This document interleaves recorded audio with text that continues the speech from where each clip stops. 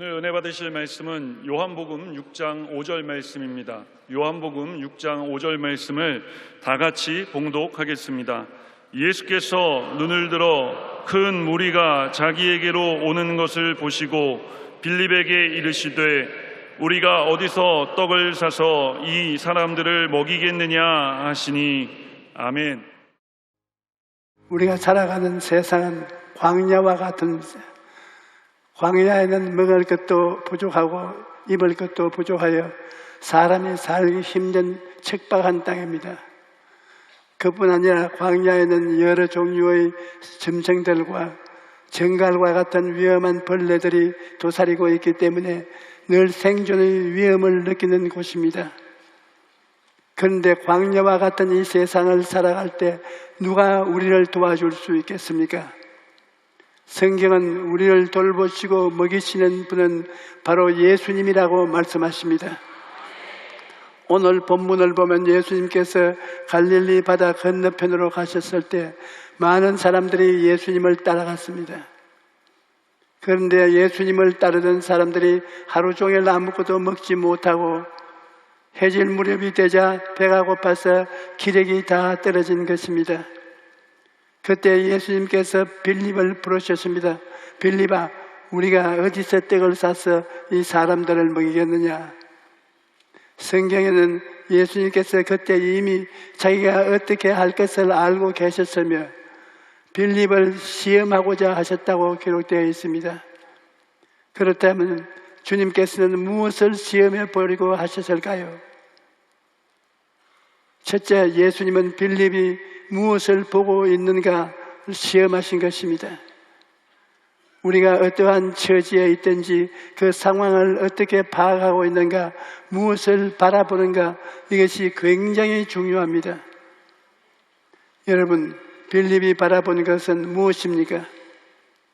빌립은 아무것도 없는 광야를 보았습니다. 자기가 처한 환경을 바라본 것입니다. 그 다음 빌립이 본 것은 엄청나게 많은 사람들입니다. 떡을 먹어야 할 사람이 남자만 5,000명, 여자와 아이들까지 합하면 수만 명이 넘었습니다. 또 빌립은 자기가 주머니에 돈이 없는 것을 보았습니다. 그래서 예수님께 우리에게는 돈이 없습니다.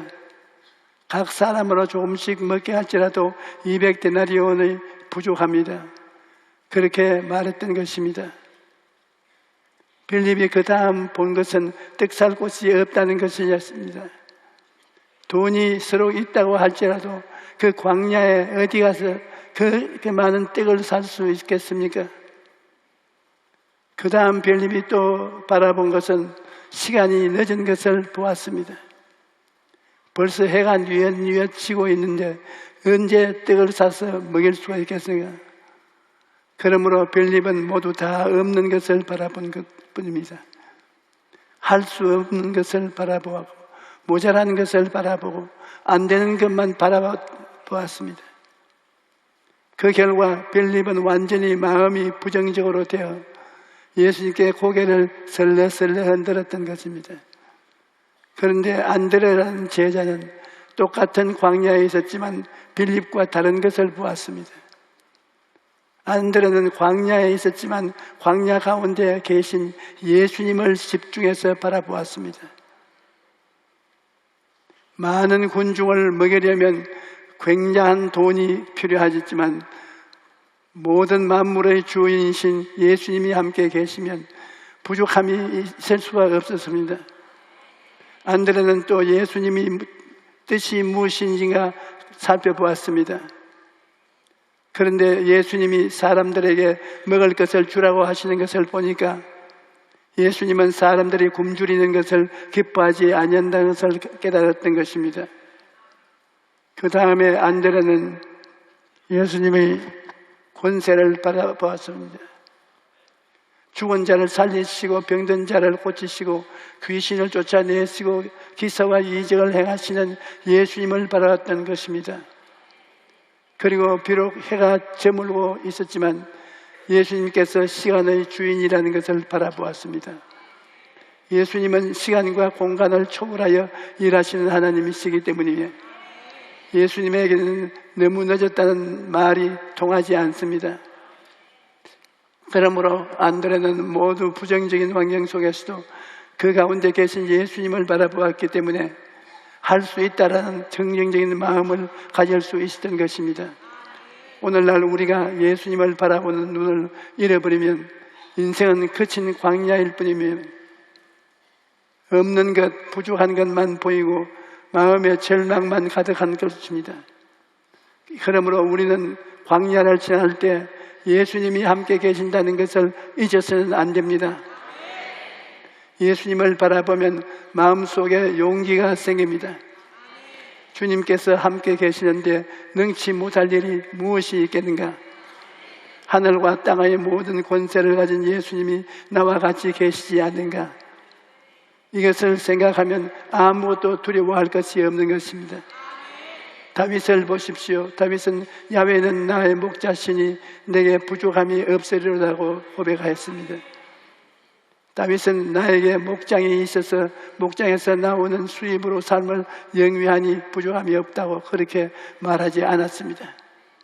다윗은 하나님께서 만물의 근원이 되시며 하나님께서만 기도 응답이 오는 것을 알았기 때문에 야훼는 나의 목자라고 고백하고 그 고백대로 만물의 근원이신 하나님이 다윗의 목자가 되어주셔서 그의 모든 것을 책임져 주셨던 것입니다.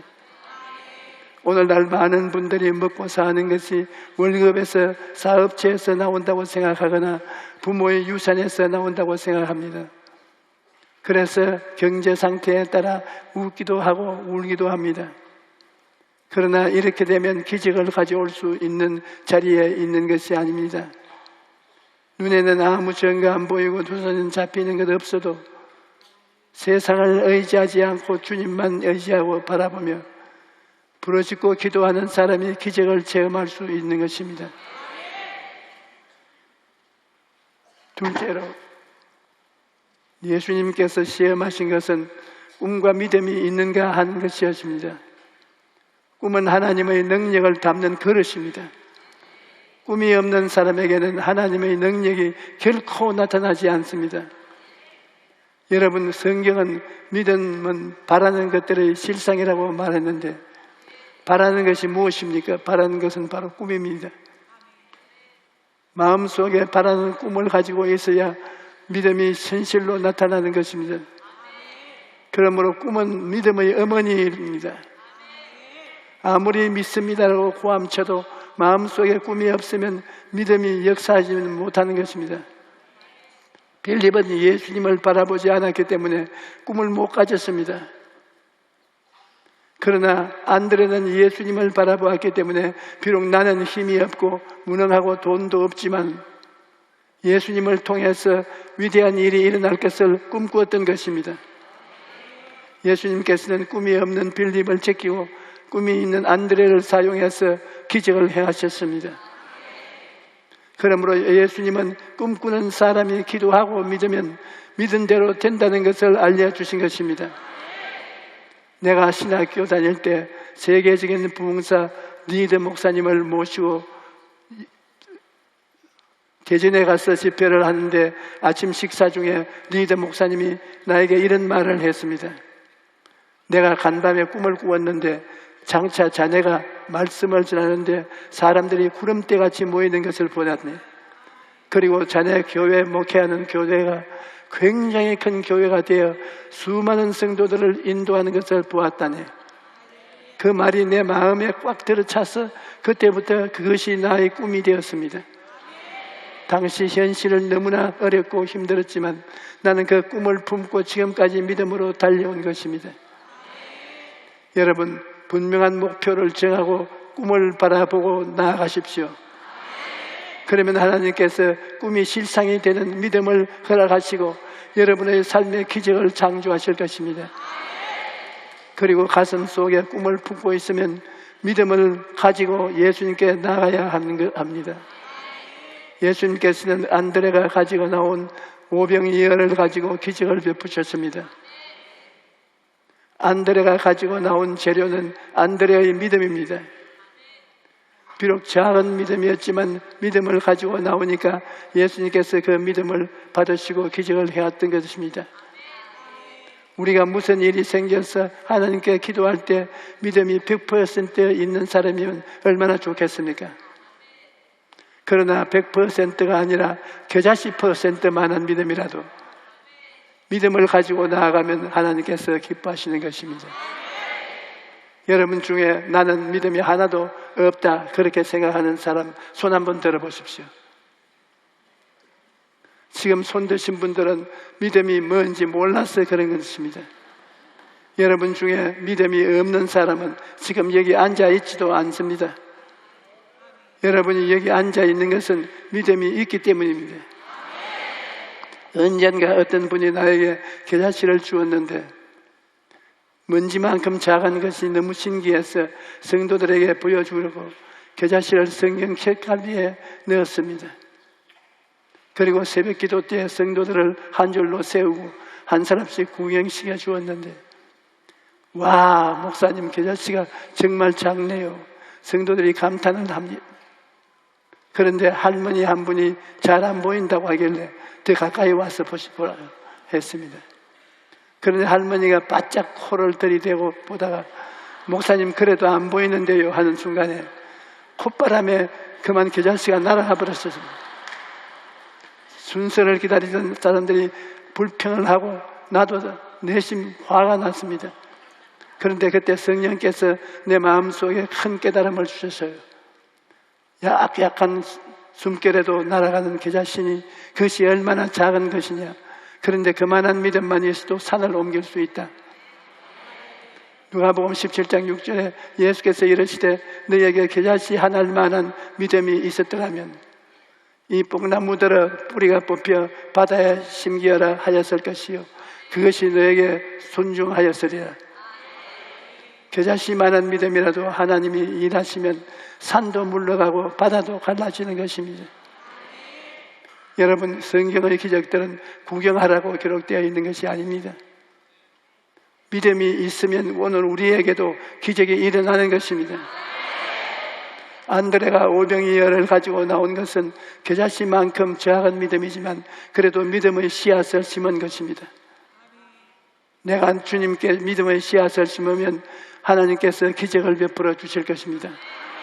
내가 가지고 있는 것을 주님께 드리면 주님께서 기적을 베풀어 주실 것입니다. 그런 믿음을 가지고 나온 것입니다. 믿음이란 사람이 할 수 있는 일은 사람이 하고 그 다음에 하나님의 기적이 일어날 것을 기대하는 것입니다. 안드레가 오병이 열을 가지고 온 것은 자기가 할 수 있는 최선을 다한 것입니다. 그러자 주님께서 안드레와 한 팀이 되어서 굶주린 문제를 해결하고 만 것입니다. 셋째로 예수님께서는 모두가 배불리 먹고 난 후 남은 조각을 거두고 버리는 것이 없게 하라고 말씀하셨습니다. 요한복음 6장 12절로 13절에 그들이 배부른 후에 예수께서 제자들에게 이르시되 남은 조각을 거두고 버리는 것이 없게 하라 하심으로 이에 거두니 보리떡 5개로 먹고 남은 조각이 12바구니에 찼더라. 우리가 여기 알아야 할 것은 예수님이 축복하심으로 수만 명이 배불리 먹고도 12바구니에 가득 찰 정도로 남았다는 것입니다. 예수님께서는 기적을 행하실 때 풍성하고 넘치게 베풀어 주셨습니다. 빌립은 1인당 조금씩 주어도 떡이 부족하다고 했는데 예수님께서는 거기 있는 사람들이 다 배불리 먹고도 12바구니가 남게 하셨습니다. 여러분, 하나님은 깍쟁이 하나님이 아닙니다. 우리가 믿는 하나님은 후회되어 누르고 넘치도록 풍성하게 채우시는 하나님이신 것입니다. 열왕기의 하를 보면 어떤 선지자 생도의 아내가 남편이 죽고 난 후 두 아들이 남의 집 종으로 팔리게 되자 엘리사를 찾아갔습니다.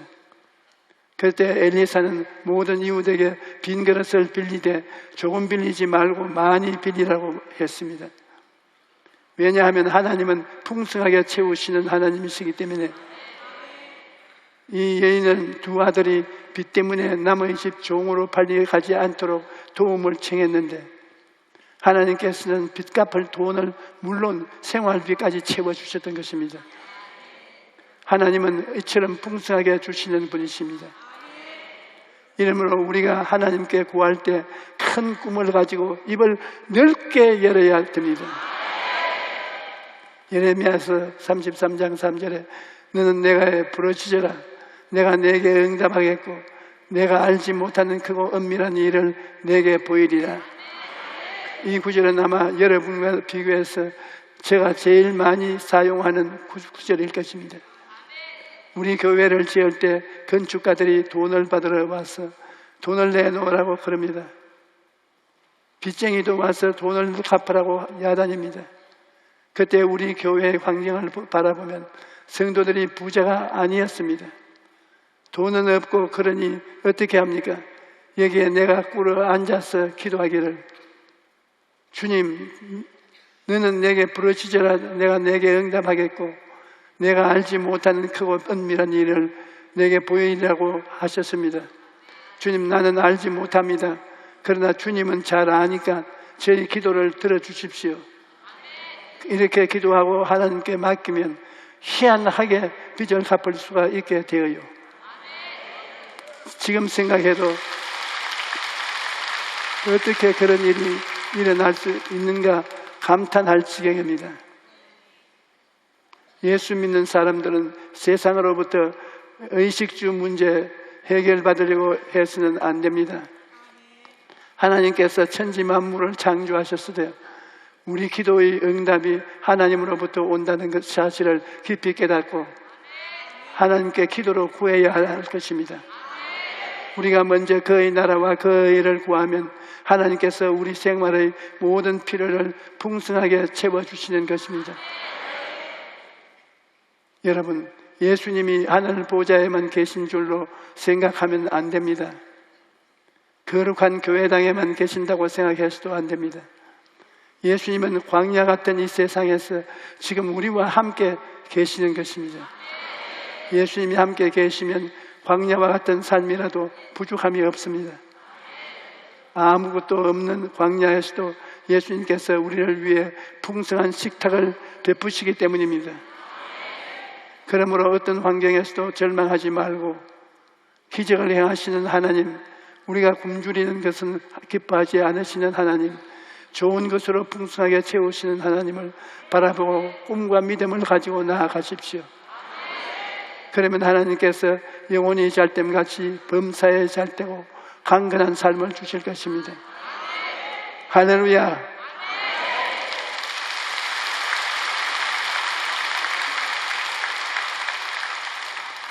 기도합시다. 하나님 아버지, 우린 하나님을 옛날에는 무서운 지도자로 생각했는데 이제 알고 보니 하나님은 자비하신 하나님, 자상스러운 우리 친아버지, 우리 아빠가 되는 것입니다. 하나님 아버지요, 그러므로 아버지 앞에 믿고 나온 우리 자매들, 형제들이 이 교회에 가득하고 이들이 하나님을 향해서 무엇을 구하든지 주님 낙심시키지 말고 다 주시옵소서. 영혼이 잘됨같이 범사에 잘되고 강건하고 생명을 얻되 넘치게 얻도록 해 주시옵소서. 예수님 이름으로 기도합니다. 아멘.